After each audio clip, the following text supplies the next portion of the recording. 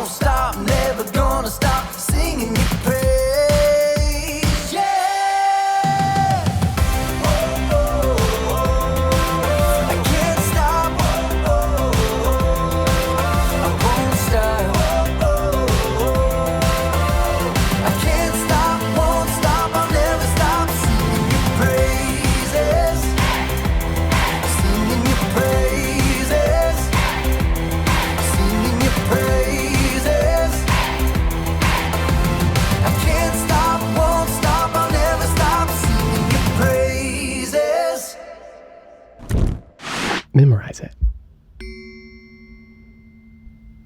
Hey, this month's Memorize It comes from Galatians chapter 6, verse 9 in the Bible.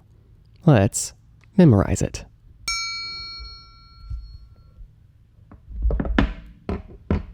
I'm going to the table of contents.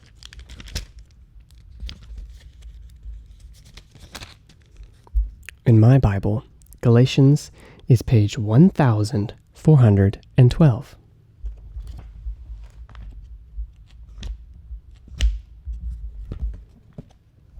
Here we go. Let us not become tired of doing good. At the right time, we will gather a crop.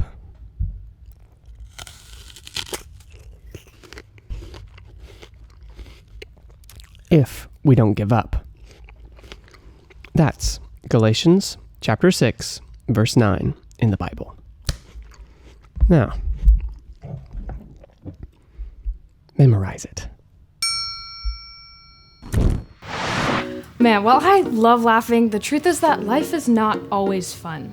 Have you ever gone through something difficult where you felt stuck or like you had no control what was going on in your life, or laughter was literally the last thing that you can imagine doing?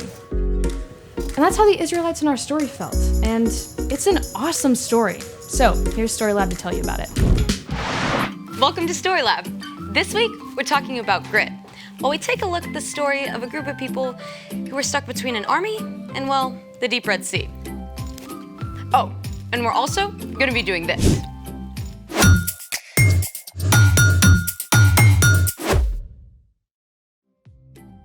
Hey, I'm Skylar. And I'm Sebastian. We're talking about grit, which is refusing to give up when life gets hard. Or refusing to get grouchy when every day for a whole week is cloudy. I like cloudy days. Really? They're good for thinking and reading. And hot chocolate. There's actually a Cloud Appreciation Society. For reals? Wow, there really is. You should see the stuff they have posted. That's a lenticular cloud. They often form over mountains or even tall buildings. Looks like a pancake. I should have had breakfast this morning. Check this out. These cloud rolls are called morning glories. They show up when a downdraft from an advancing storm causes moist, warm air to rise and cool fast. Looks like cloud twizzlers. Here's another one. What? Mammatus clouds. They can form when ice crystals fall out of cumulonimbus storm clouds. I'm pretty sure that's a set of a Marvel movie. I've changed my mind. I think every day should be a cloudy day. Good, because we're about to make our own cloud right now. Yes! Let's make it! Step 1, find a large glass jar.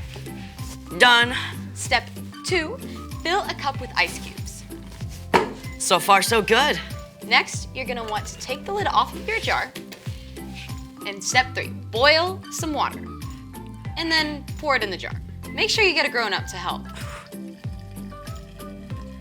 And once you have a fair amount, carefully swirl it to warm up the sides. It's hot. Yes, it is. Next, turn the lid upside down and fill it with ice cubes. Then you're gonna let it wait for 20 seconds. What are we supposed to do for 20 seconds?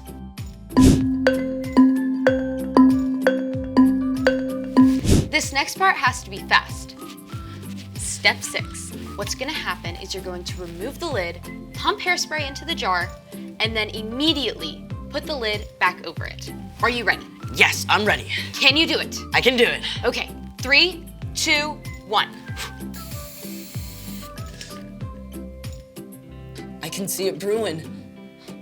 Release the cloud. Oh, that's so cool. Bring on the cloudy days. Good, because there's a ginormous pillar of cloud in today's story. It's time for The Story Before the Story. Today, we're in the second book of the Old Testament, Exodus. God made a plan to bless the whole world through one family, the Israelites. But for hundreds of years, the Israelites had been enslaved in Egypt. They cried out to God for help, and God sent a man named Moses who faced down the king, Pharaoh.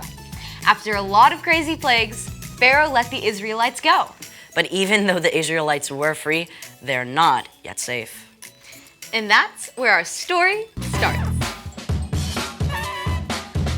Hey everyone! Okay, so as we all know, the Israelites were all packed up. Thousands and thousands of people, families, kids, herds, and flocks. You can imagine, they couldn't move very fast. God was leading them every step of the way, away from Egypt, appearing in a pillar of cloud during the daytime and a blazing pillar of flame at night. At last, the Israelites came to the Red Sea, which stood between them and the desert road to Canaan. But while the Israelites set up camp along the shore of the Red Sea, back in the palace, Pharaoh was having serious second thoughts. What have we done? We've lost all our workers. Prepare 600 chariots at once. Pharaoh jumped in his chariot and led an army of chariots and horsemen racing across the desert after the Israelites. The galloping horses and rattling chariots kicked up clouds of dust, and soon the Israelites could see them coming.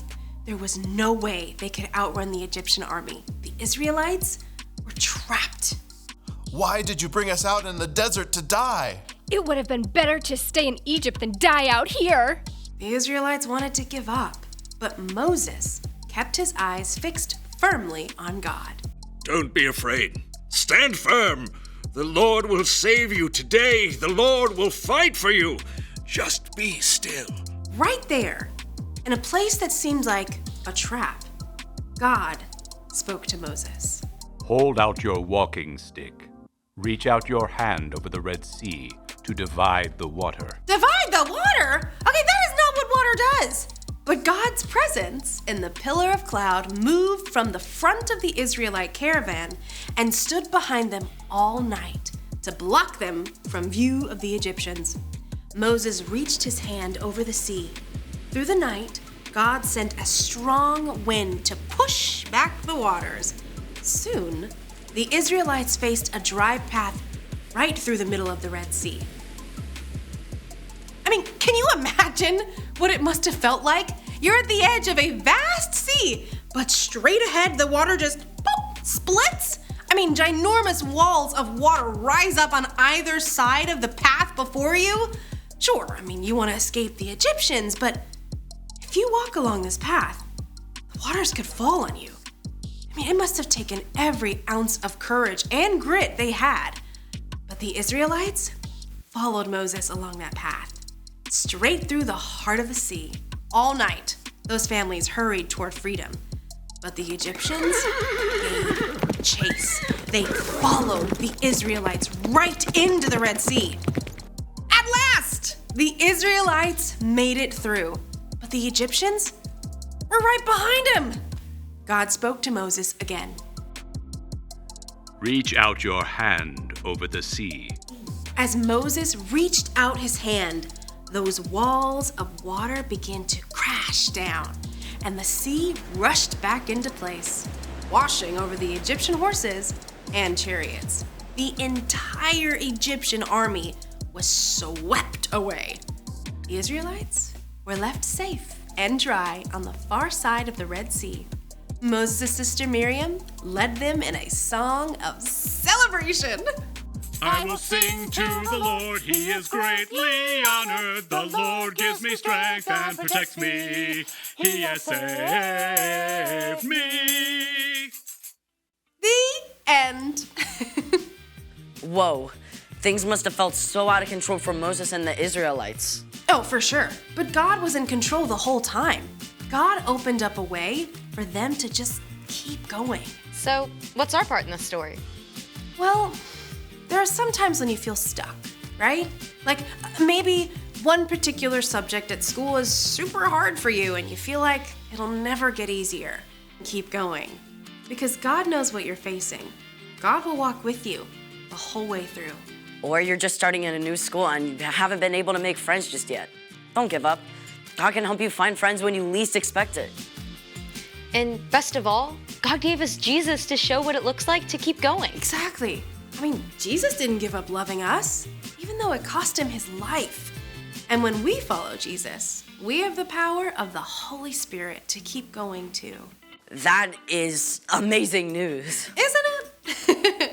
All right, I'll see you guys next time. Bye. Bye, Erica. So here's the thing. Hold on, because God is still in control. Knowing that can help you grow grit. And God makes some pretty incredible clouds. Is that a dog? That's definitely a werewolf howling. Thanks for joining us in the Story Lab. See you next time. I think that one's Winnie the Pooh. You know, there were definitely a lot of moments in that story that felt out of control. The Israelites were being chased by an army, trapped against a sea. They couldn't run, couldn't hide, couldn't swim, couldn't fight, but God, He was with them. And when life seems impossible, God is still in control. Have you ever felt like the Israelites? Talk about it with your family. When have you felt like things were going wrong in your life? And then meet me back here.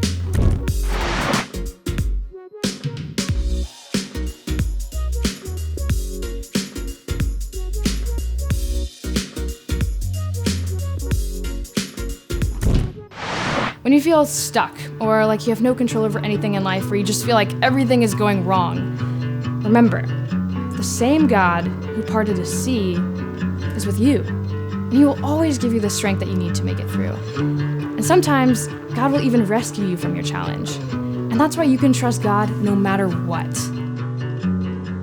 So today, find a trusted adult who follows Jesus and ask them, when did you feel like you had no control over your life and things were just going wrong? Looking back on it, how did God help you? See what they say, and I'll see you next week.